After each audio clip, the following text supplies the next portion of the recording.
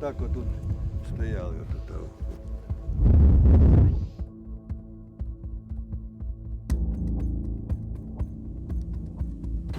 Туди так.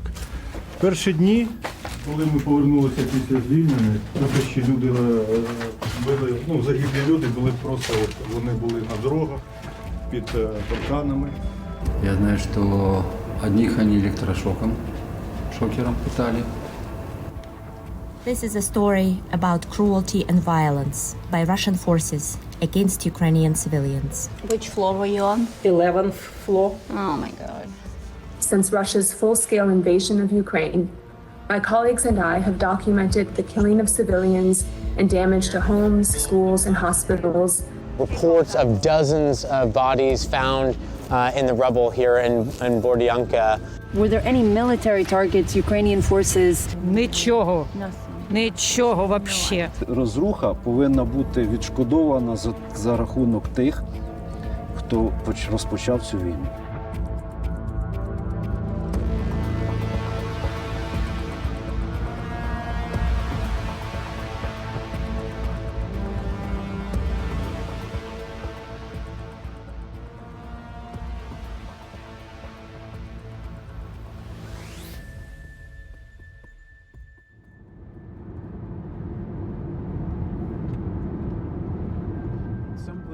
For about a month, Russian forces occupied parts of northern Ukraine as they tried to take the capital.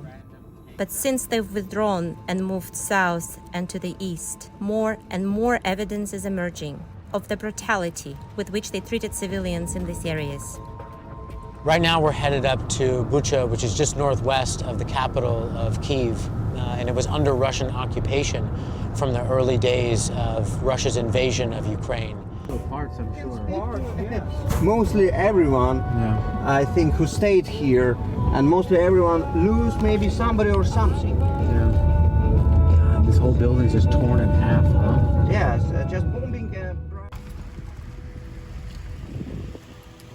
Human Rights Watch arrived in Bucha just 4 days after Russian forces left the area. The streets of Bucha are littered with evidence of violations and apparent war crimes. Civilians have been killed on street after street. And it seems like around every corner, there's more. We saw bodies with their hands tied behind their backs, indicating that they were executed. Bodies were found in a mass grave beside this church, where town officials had buried people after the morgue had filled up. Funeral home workers told us that the bodies showed signs of torture. Among them were women and children. In Bucha and 17 other cities and towns that were formerly occupied, Human Rights Watch interviewed more than 100 people and heard evidence of serious abuse against civilians.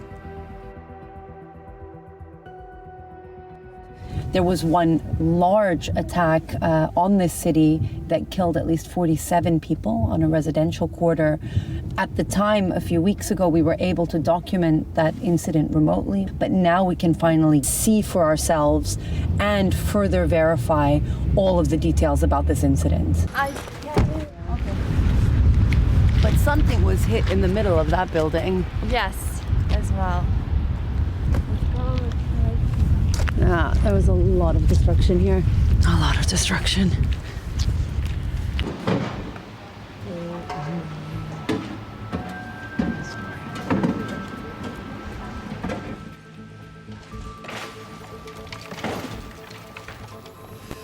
So this area was clearly heavily affected by incoming munitions. Here's one crater we see. We saw two large craters over there, a smaller one on the other side. We're trying to find residents of these buildings who were here at the time that the attacks occurred. Буквально кілька деталей уточнити, що сталося, от коли вони налетіли. А я була якраз у сховищі. She was in the basement. І стояв хлопець, сусід, і каже, щось летить, і все. Потім темнота, іскри, З очей, тобто ви Да. І така шапка злетіла. Коли це сталося, більшість людей, вони все ж таки були і жили у себе в будинках чи роз'їхалися? Так. Yes, they were in the houses.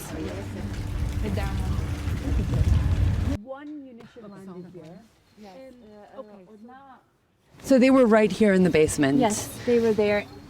Yeah. Шапка злетіла. Oh, that's Тут ось. why they had away from Do you have any sense of why these attacks targeted this area?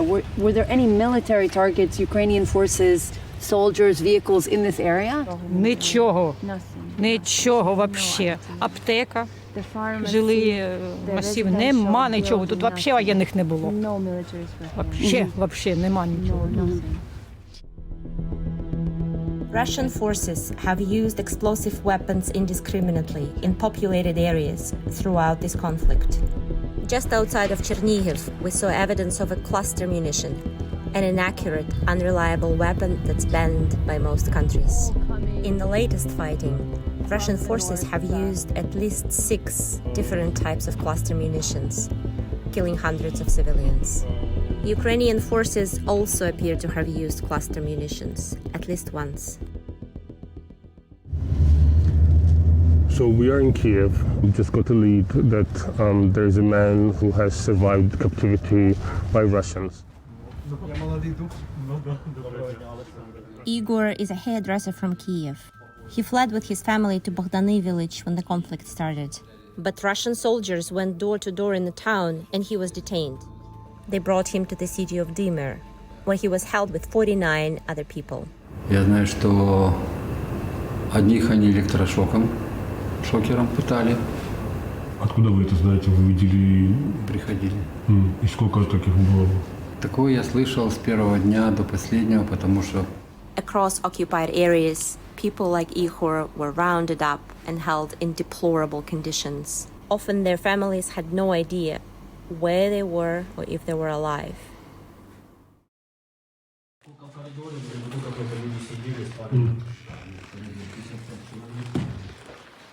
In Yehidne, Russian forces held more than 350 people, including more than 70 children, in this school basement for almost a month.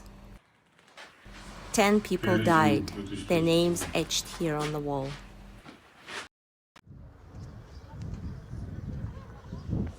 I just interviewed a 66-year-old guy, a resident of Novobykov, who was detained, rounded up together with other civilians by Russian soldiers during their control of the territory.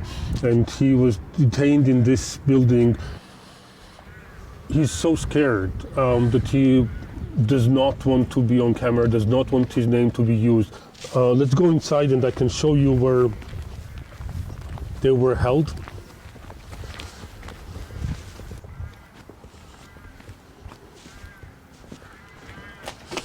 In this small boiler room, there were 20 people held at some point. Some of them spent their weeks. I don't know how to call it, a dugout, a pit. This is where 7 people were kept. Dark, cold. For 7 days he spent here. He was taken to toilet only 3 times. He had no food at all. According to him, a Russian soldier came in to say that he had an order to execute 8 of them, made 8 people count 1 to 8 and took them out. The next day when he was released, he found 2 of them dead, their heads smashed in the cemetery a few meters away. The third one was also discovered dead later. The fate of the 5 is unknown. Nearby, Russian forces left graffiti.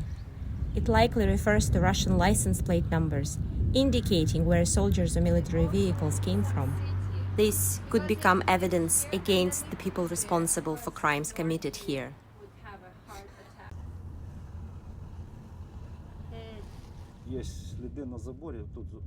Yuri and his friend Ivan were in a car with the town mayor going to pick up medical supplies when Russian soldiers shot at them. Yuri showed us where this happened. З моста. Ну, не з моста, а з дороги. То Свято-Покровська вулиця, дамба, стрільба велась оттуда. Звідти. Коли ми з першої черги нас велась стрільба автоматичного вогонь, і зразу вже був поранений Іван Заря. Стрільба велась прямо на пораження, на пораження водія, на пораження пасажирів. Тому що перша пуля зразу вже попала в голову пасажира, який сидів ззаді, за водієм. Це був Іван. Я сидів звідси, витягнув Івана, і ми почали рухати. В цей час по нам звідти почали вести автоматичний вогонь. І ще раз, автомобіль, приклад, от там. Автоматичний вогонь вівся доволі таки інтенсивний і витягнули от місце, де загинув Іван Заря.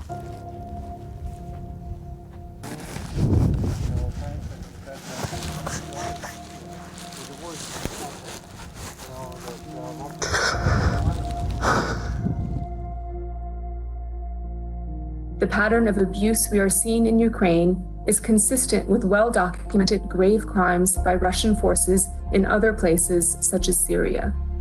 The lack of accountability for those violations has regrettably opened the door for what is occurring today.